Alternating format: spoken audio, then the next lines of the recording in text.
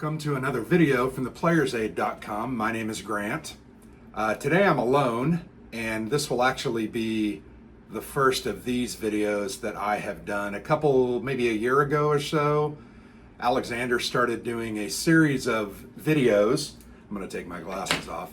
A series of videos called From Cover to Cover, where he would read a historical or even a book of literature, but read a book on historical events, kind of do a very quick synopsis and review of that book, and then tie in a discussion about a couple games that are focused on that subject. He's done probably a dozen or so of those.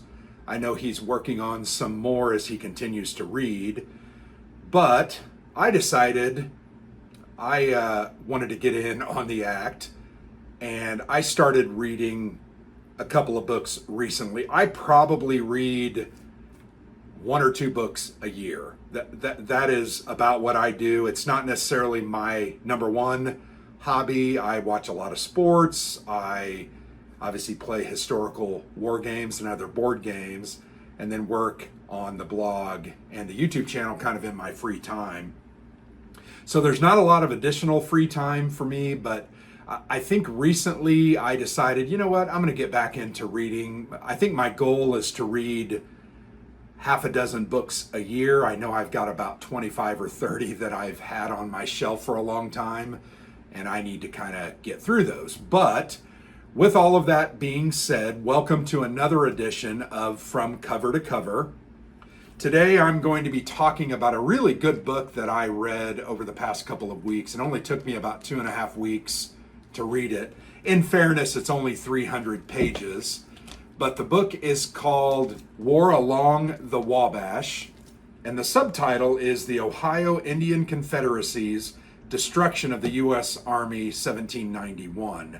The book is written by Stephen P. Locke, and it's published by Casemate Publishers, and they have a really nice website. They also have a presence on social media. I think Twitter and Facebook, you can find them. But frankly, I got one of their advertisements that came across on Twitter. It was for this book, and I know you're not supposed to judge a book by its cover, but the cover illustration immediately attracted me once I saw it on Twitter. And I've always long had a fascination with this type of warfare in the early American colonial period, basically 1600 on through the establishment of the United States of America, the kind of southwestern Indian Wars, events like Rosebud Creek, and obviously these are later in the 1800s, but Rosebud Creek, Little Bighorn and the disaster there with Custer.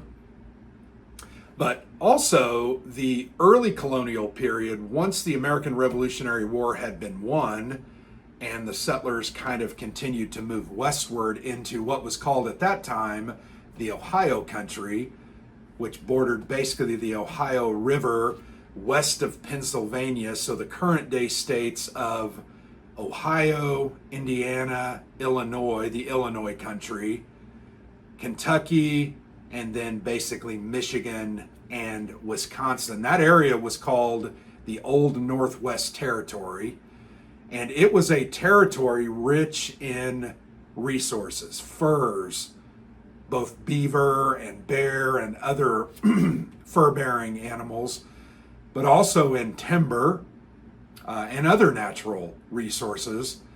And people would trap there, they would hunt there, do lumber there, and ship those goods back to the old world in Europe for sale in those markets. And it was quite lucrative. In fact, it attracted all of the basically European powers at the time: England, the Habsburgs, Spain, France, etc. Everybody wanted to come over to the New World, North America, establish outposts and forts to kind of reap the benefits of the untamed wilderness there in North America. Current current day, the United States and Canada. I've always had a fascination with that. In fact, as a child, I remember my elementary school library had probably 30 different books on various American Indian tribes, and I read probably every single one of those between second and third grade until I graduated that elementary school in sixth grade. But those were the books that I was checking out from the library. I've always had a fascination and an interest in this period and the tribes, the woodland tribes. And therefore, I've played a couple of games on the subject. We'll talk about a couple of those after I kind of go through the book. But I've also read some books on that subject. I've read one called 1791, which was basically the same year that this disaster happened, the Battle of the Wabash. But it was written more focused on the policies of the United States, Washington as the new president, and sending out generals like St. Clair to go into this country and kind of tame it. And basically, I'm not going to mix words, take the land of the Native Americans. I think we all know that happened. It's unfortunate. It is what happened, and because of that, we exist now as a nation. But doesn't make it right, doesn't make it what should have been done, but ultimately it's what happened. But I've read that book, but I did pick up this book. I think it was $30. I want to say this is a hardback. But you can see great illustration there showing a couple of North American Indian warriors. I think these were particularly called out as Shawnee warriors on the front cover. I can't remember. But that attracted me to this book. And once I started reading it, I basically couldn't put it down. But the thesis of this book is it does cover, it basically focuses on one battle in the Old Northwest Territory, the Battle of the Wabash, which occurred on November the 4th, 1791. There were several other battles leading up to that. One of the most famous ones, I think, was the 1790 battle at Kekionga, or near Kekionga, near current day, near Cincinnati, kind of that area of Ohio and Indiana, right on the border. That happened in 1790. And then there was another great defeat of Harmar in basically 1790 that precipitated or led to President Washington wanting to subjugate the tribes, establishing a more standing army, and sending Arthur St. Clair out to the Northwest Territory to prosecute that fight. But the book really focuses on that battle, that evening. In fact, November the 4th, the battle started at 6:45 a.m. I think it was over by 9:45 a.m.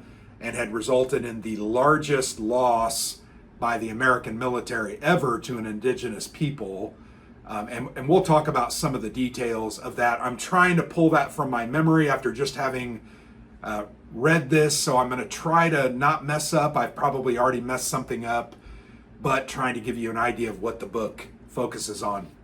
One of the points of the book that I thought was done very well that Stephen Locke really focused on was the first part of the book, 120 or so pages, was focused on the attitudes of the colonists regarding the frontier, regarding the American Indians, their belief about them, their relationship, which was a continual border skirmish, small battles here and there, raids, murders and other atrocities, stealing land, taking land back, burning homesteads to keep the new Americans out of their territory. But this all kind of had its genesis in the 1763 proclamation by King George III as a part of the kind of right after the end of the French and Indian War, where the American colonists were forbade to go west into Kentucky and the Ohio country.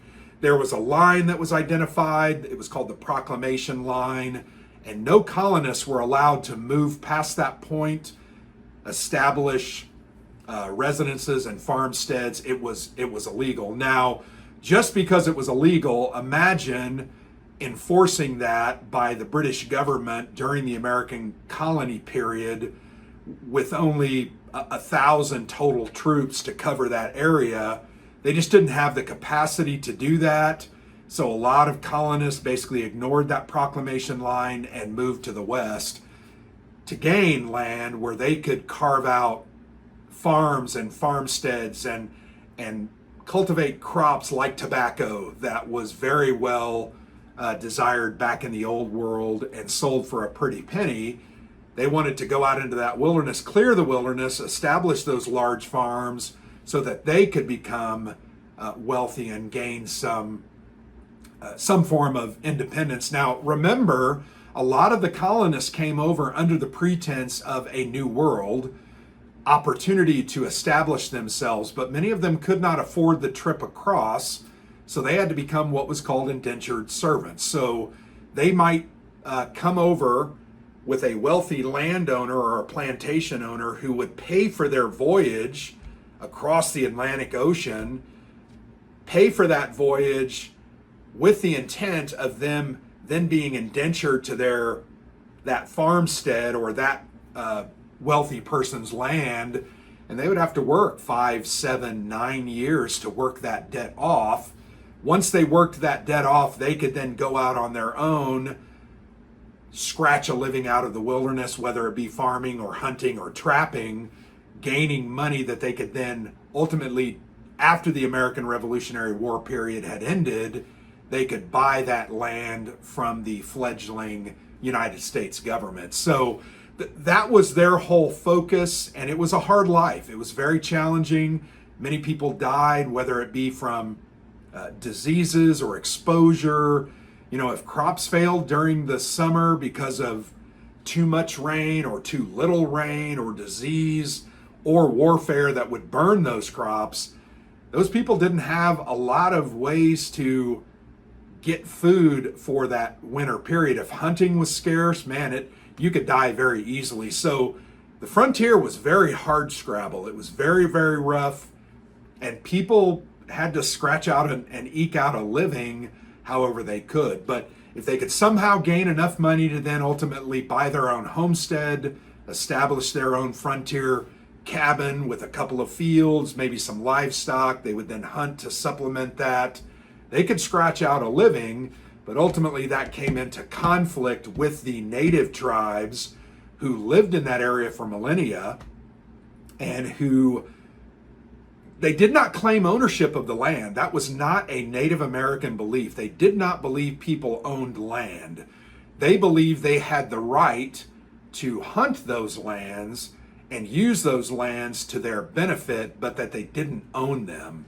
So that was a real paradigm shift for the colonials who were used to, in Europe, everybody owned everything and there was no land to buy. Now they came over, there was tons of land that they were told they could buy and own, but the Native Americans didn't necessarily believe that. They saw it as an intrusion on their sacred hunting grounds, their ancestral ground, and they did not like that, and I don't blame them.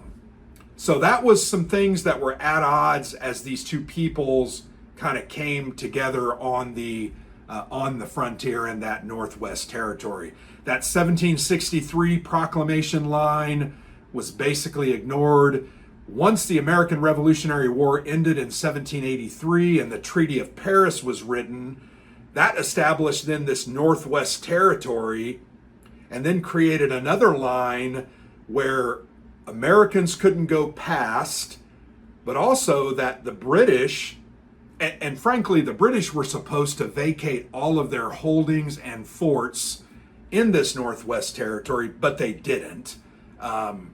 They continued to own those, they continued to reside there, and ultimately they continued to trade with the Native American Indians and also incite them to go against the colonials as they encroached into that old Northwest Territory. So there was always this things being at odds, whether it was colonials versus Indians, Indians and the British working against the colonials to stop them, or the Americans, not colonials, they were Americans at that time. There was always this combatant relationship, and that ultimately led to this combat, this tragedy, and then ultimately led to a larger army being created by the Americans of over 5,000 people or soldiers going into the Old Northwest Territory and basically exterminating the Indian trouble or Indian problem. That battle was Fallen Timbers. That's where I think Matt Anthony Wayne from the American Revolutionary period, who was made a general, basically defeated once and for all that Ohio Confederacy and stopped this Old Northwest War. But once again, this battle that was covered in the book was the genesis of kind of all of this happening. So I want to take you back a little bit, because in 1791, General George Washington, actually President George Washington at that point, appointed Arthur St. Clair, who was an American Revolutionary War general who had a lot of experience, who was involved in a lot of the great campaigns. He was at Yorktown when the British surrendered. He was at Germantown, Monmouth, some of the other larger battles. I believe he was at Saratoga, and ultimately had a lot of experience. But Washington appointed him. He had been appointed governor over the Northwest Territories, but then he was appointed kind of the commander-in-chief of their first army. But a little bit about Arthur St. Clair, because they went into great detail about him. I think there's a huge illusion about who he was. I think we as Americans, if we understand that period, we feel he was a loser, right? His efforts at this battle, the Battle of the Wabash, failed and led to the greatest massacre and defeat of an American army ever. But prior to that, he had been involved in a lot of good battles. He had been a good general. He also, one of his first defeats was at the fortress Ticonderoga. I'm trying to remember the name that it was called by the British before that, but I'm drawing a blank. But the British had lost that fort to a Revolutionary War combined force. I think it was Arnold and someone else who took that fort over in that Lake Champlain area in upstate New York, and they controlled that fort, and Arthur St. Clair was appointed to watch that fort and guard it against a British counterattack from Canada in 1777. He came into that fort. He had about a 2-week period. He was assessing the fort. It was in disrepair, didn't have a great garrison. They didn't have a good supply route. There were several high areas around that weren't very well protected that the British could get up on and then point their cannons down at the fort. That would ultimately lead to them needing to vacate that fort. But he took over kind of last minute, and he was blamed for that fort having fallen. So ultimately the British came in. They had a large combined army. He only had several hundred troops there, more a custodian force, frankly, that had to ultimately surrender the fort, and they vacated it without a fight. The British took it back over, reinforced it, and it kind of was a launching point for that Saratoga campaign by General Johnny Burgoyne that ultimately led to the Americans' first victory at Saratoga. And then the French kind of decided, oh, maybe these upstarts have the ability to win this war, and they would back them in 1777. But Arthur St. Clair had a history there, starting there, of he lost. So he was vilified for that in the papers, by the press. Everyone thought poorly of him. He was actually vindicated with a court-martial and found to not have been responsible for that fort having fallen, even though he was in charge. And basically from that point, he kind of secreted himself into the shadows and wasn't necessarily, he was involved like at Yorktown, but he never really had a command of his own after that during the Revolution. So that was kind of, they spent a lot of time giving us the background on Arthur St. Clair. Then he was appointed as the governor of the Old Northwest Territory, did a great job, served the people well with distinction. He actually was a wealthy man, and he used a lot of his own money to outfit and equip the army that was to be built here. Ultimately, he never was recouped that money, and that was a common thing in the early American period. They just didn't have a lot of money, and the government ultimately did not reimburse people very well. I think Benedict Arnold also had some qualms with that ultimately led to him defecting to the British side. Now, he was passed over, he thought, and he was a brave, brash general, but that was a common theme in that period, that the American government necessarily could not fund or reimburse those people who put their money and their savings into the American Revolutionary War. But he was appointed that general, and Congress did establish about a 2,500 man army, professional army, but frankly, a lot of those army soldiers were not professionally trained soldiers. Some were, maybe 400 to 600 of them, but a lot of the others were people that signed up or were assigned because they were going to go to prison or were going to be incarcerated. So it was not a great mix of good crack troops that he was given, but he was given those 2,500 troops. They were also supplemented by about 1,000 what were called militia, and we all know the Continental General's opinion of militia was not good. They didn't stand very well. They would break often, weren't disciplined. They might get 1 or 2 shots off before they would retreat and fall back. But they were supplemented with Kentucky militia, I think Pennsylvania militia, that kind of created this force of about 3,000. And one of the first problems that they experienced when they were given the task of, and General Washington wanted them in 1790 in July to move a campaign against Kekionga and the Ohio Confederacy, but it took months and months and months for this army to assemble and travel through the wilderness, some 1,200 miles across hilly and mountainous terrain, using barges and boats on the Ohio River. The river went up and down, so in July and August it was at a low level, was hard to make it across.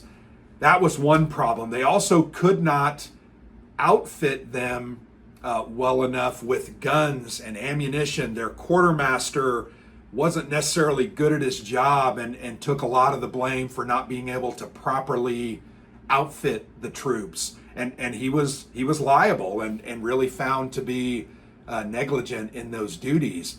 But they had a lot of problem internally. The regulars did not respect the militia. I've already kind of talked about that, and vice versa. The militia felt put down. Therefore, they didn't work together as a cohesive unit. And we all know that in battle, discipline and cohesion under good leadership is what leads to victory on the field of battle. But they also, within the generals and the leaders, there was a lot of friction. So St. Clair's second in command, Richard Butler, also a veteran of the Revolutionary War, he and St. Clair did not see eye to eye. In fact, St. Clair berated Richard Butler early on in the campaign, and from that moment on, Butler was upset at St. Clair. He would not directly communicate with St. Clair, and that schism created a lot of difficulty within the command structure. Some sided with Butler, some sided with St. Clair, and it just created a schism that led to little cohesion and communication, and really ultimately led to some of the problems they had on the battlefield. So transport was a problem. Getting good soldiers was a problem. Keeping them outfitted was a problem. In fact, the book went into great detail. A moving army of 1,500 to 2,000 troops required a herd of live beef cattle. You needed 30 to 60 cattle that you would ultimately slaughter as you moved along to feed your troops. They also would ration out flour, so they could use a little bit of flour to make biscuits or bread or tack, and they only had a little bit of that. So keeping that army moved and fed was a great effort. And anybody that has studied these campaigns in the American Revolutionary period and in the French and Indian War, that was one of the greatest troubles, was just keeping people fed and supplied as they moved. Also, as they moved, because they had dragoons and about 600 horse, those horses needed to be fed. They needed to be fed oats. They also needed to have a certain amount of good forage on grass to keep strong. If they didn't, they would not be able to carry their riders and ultimately were not much good in the field. And as the campaign wore on into July and August before they started, and into September when the first cold snap came, that vegetation and forage died, and those horses became really more of a liability than an asset at the time. So those were some of the troubles that were really covered in the book, and I very much appreciated that great detail because it really gave me a great insight into those troubles and issues.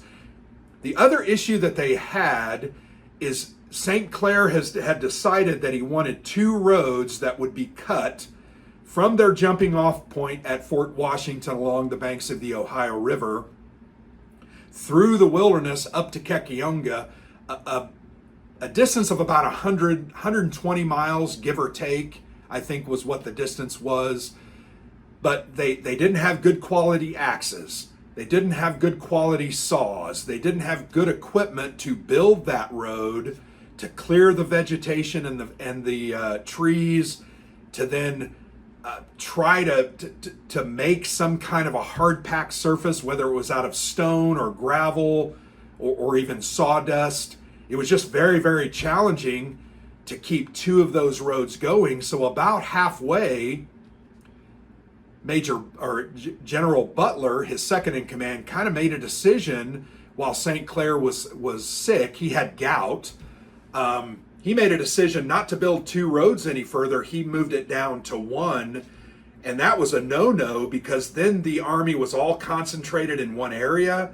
They couldn't do effective screens of cavalry and militia and other infantry to keep the main body of the army protected, and therefore that led to a huge difficulty as they neared their ultimate objective of Kekionga.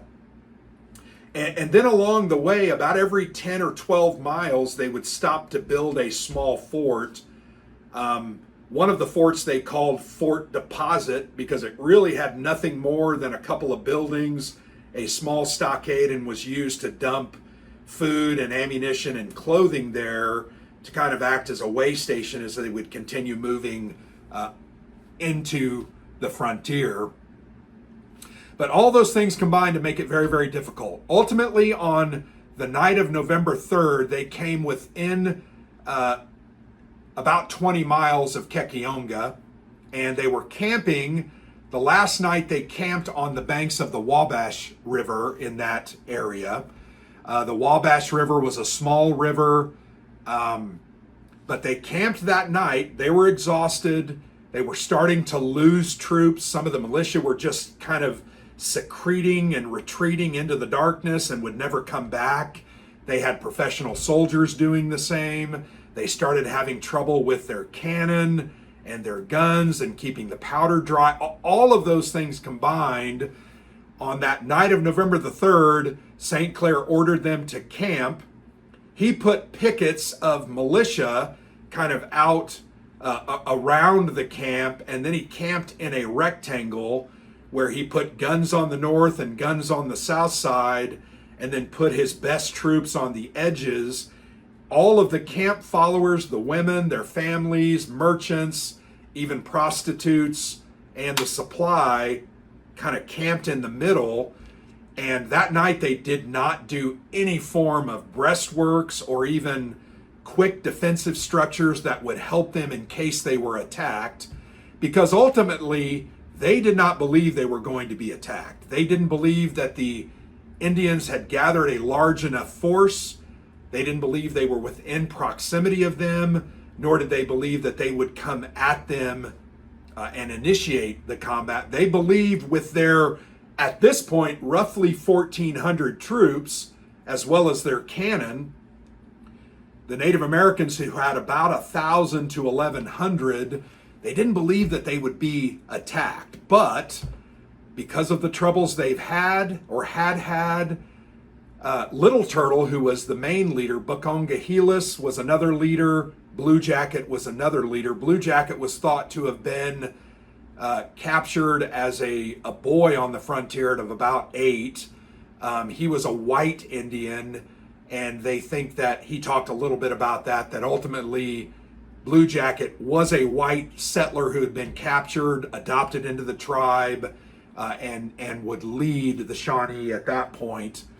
But they just didn't think they would be attacked, so they therefore did not take the proper precautions. They didn't build those defensive structures that they could have held. And one of the keys, and this is something I need to make sure and point out because they spent a lot of time on it, some of the militia reported to Butler, his second in command, St. Clair's second in command, that Native Americans had been spotted within the perimeter of the encampment, or just on the outside of the pickets and skirmishers, but they were never reported of any more than 30 or say 40 Native Americans, when in fact there was a force of 1,100 Native Americans that were on the other side of the Wabash, just within earshot of the picket lines and the lines of the encampment. That was reported to Butler. Because of the schism between Butler and St. Clair, Butler decided that it was nothing, but that's something he should have reported directly to St. Clair, and he ultimately decided that night to order his men to sleep on their arms and go to bed rather than alerting St. Clair, because St. Clair probably could have roused the camp. They would have been more prepared. They could have built some of those defensive structures and withstood that assault. But that schism ultimately led to this defeat, or was a major reason for that defeat, and ultimately was one of those elements that after the battle was over and the atrocities and the murder and the defeat was perpetrated, St. Clair retreated and then asked for a court-martial when he returned and was exonerated of any wrongdoing. They used the factors of that non-communication, as well as the problems with supply, the troops not being seasoned and having their number dwindled, etc., and the poor weather. But he didn't report that, so basically the men slept on their arms. They didn't get a refreshed sleep, and at about 6:45 a.m., the coalition of the Ohio Confederacy, which I think it's also important to understand that these were Indian tribes who were unique and individual. Potawatomi, Ojibwa, Shawnee, any number of Delaware, Mingo. There were about 10 or 12 different tribes that came together under the leadership of Little Turtle, Bukongahelis, and then Blue Jacket to work together. Now, imagine, for generations, they had been fighting each other back and forth, border raids, stealing, murdering, adopting members into each other's tribes, and they hated each other, but they did come together to fight off this threat from the Americans in the form of this first American army. So that was a fascinating fact. They talked a lot about that, and then they compared and contrasted that cohesion with the Americans' division and how they didn't work together as one of the main reasons why they lost. But at 6:45 a.m., they ordered the attack. The Indians, the Americans were sleeping and not prepared. They came, they defeated the Kentucky militia across the banks of the Wabash. They then retreated, and retreated rather wildly, even dropping their arms, throwing their rifles away, running haphazardly through the river and into the camp, which created a huge confusion, and everybody kind of got panicked, and it was crazy. The generals were ordering the men to form up and assemble, and nobody was really listening.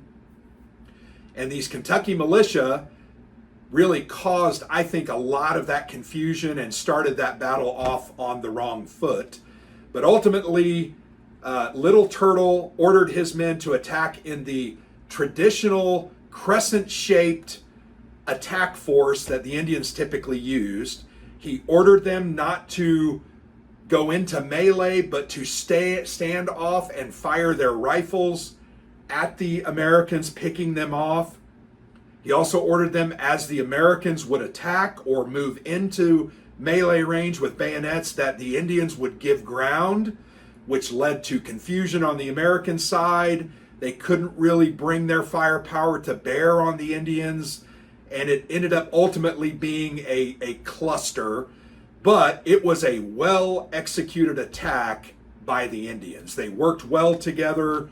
Ultimately, they had a good plan. They executed it well. They did not have a numerical superior advantage, basically 1,400 to 1,100, but their cohesion and leadership really helped create this victory for them. So the battle went on for about 3 hours.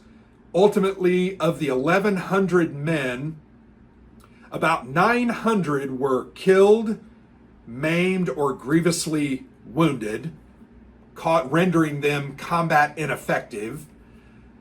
The remaining 400 troops basically did a rear guard action as they retreated, and the Indians continued to follow them.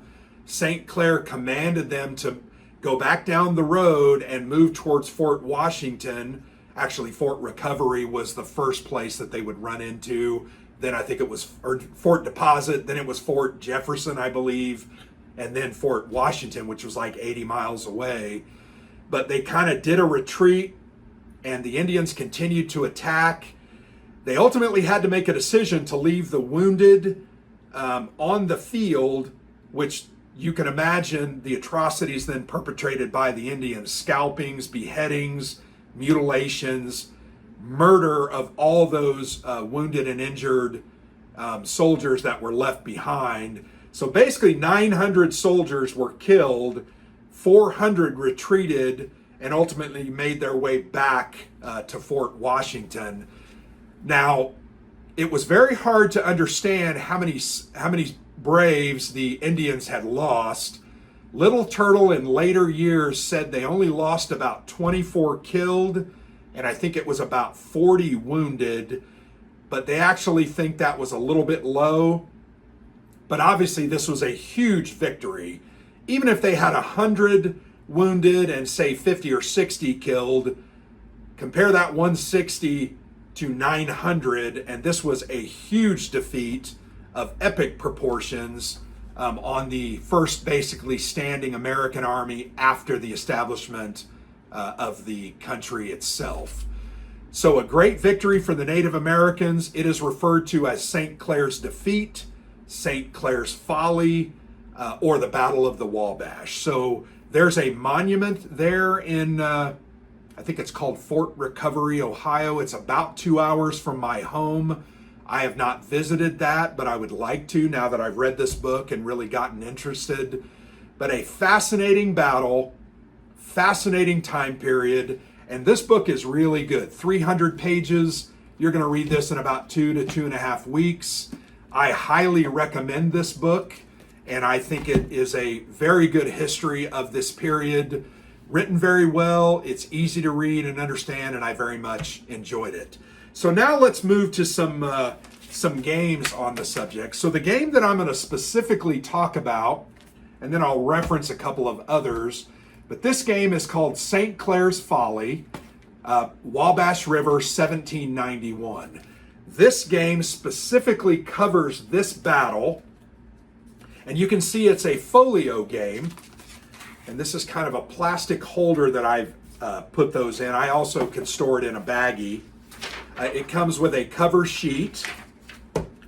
It comes with a board that kind of shows the battlefield layout. The board and the art is done by Nils Johansson. Fabulous design, art design, beautiful product, and really makes these games stand out. But you can see here the square in the middle that is formed by St. Clair's army, and then the different Native American attack areas as they came around and tried to attack them. So that's a look at the board. This is a legal-sized sheet of cardstock, so it's pretty thick and durable. I like that it's snow-covered because there was snow on the ground. There is a little bag of counters. These are beautiful counters and represent the different tribes: Ojibwa, Miami, Delaware, Ottawa, Shawnee, etc. All the different tribes are represented, and the leadership and the units of St. Clair. This is a hex encounter war game. The game comes with a rules pamphlet.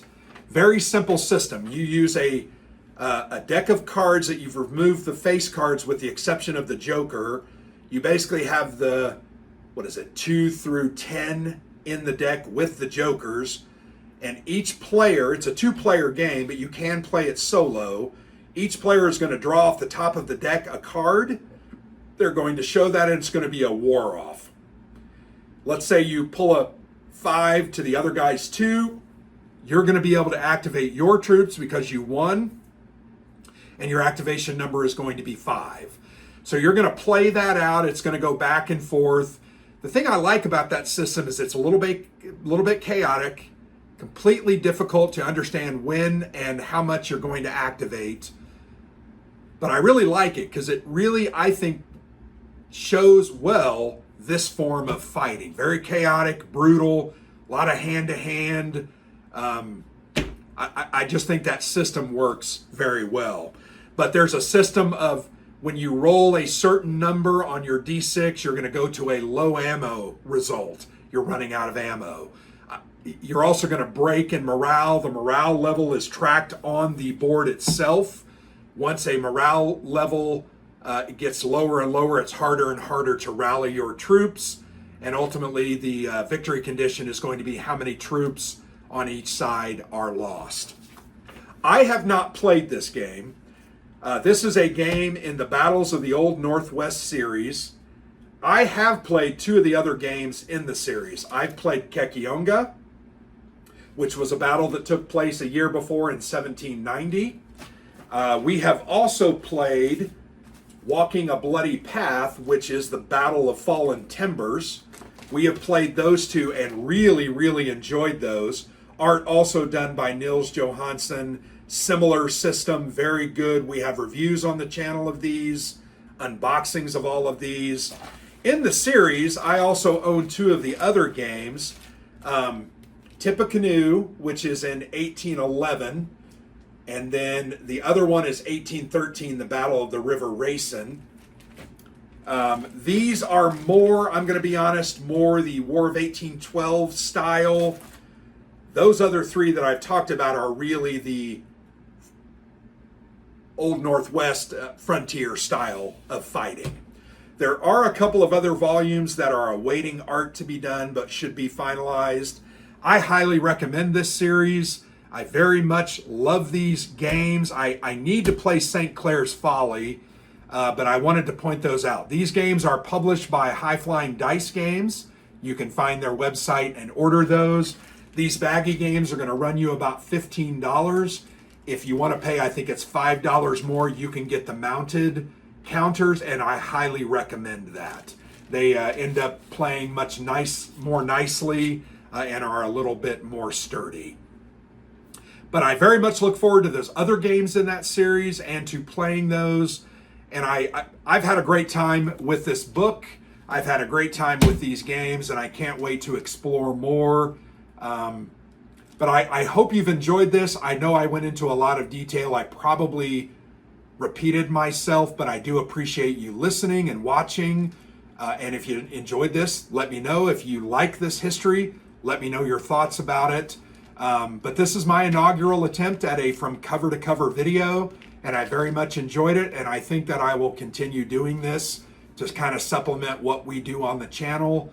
In fact, I'm going to read The Longest Winter by Alex Kershaw, which is a look at the Battle of the Bulge, and is the basis for the game Lanzareth Ridge by Dan Versen Games, designed by David Thompson. I played that one many a time and love it. But thank you so much. This has been a review of Warlong the Wabash, the Ohio Indian Confederacy's Destruction of the U.S. Army 1791, from Casemate Publishing, written by Stephen P. Locke. I appreciate you watching. Thank you. I've been Grant for the Player's Aid.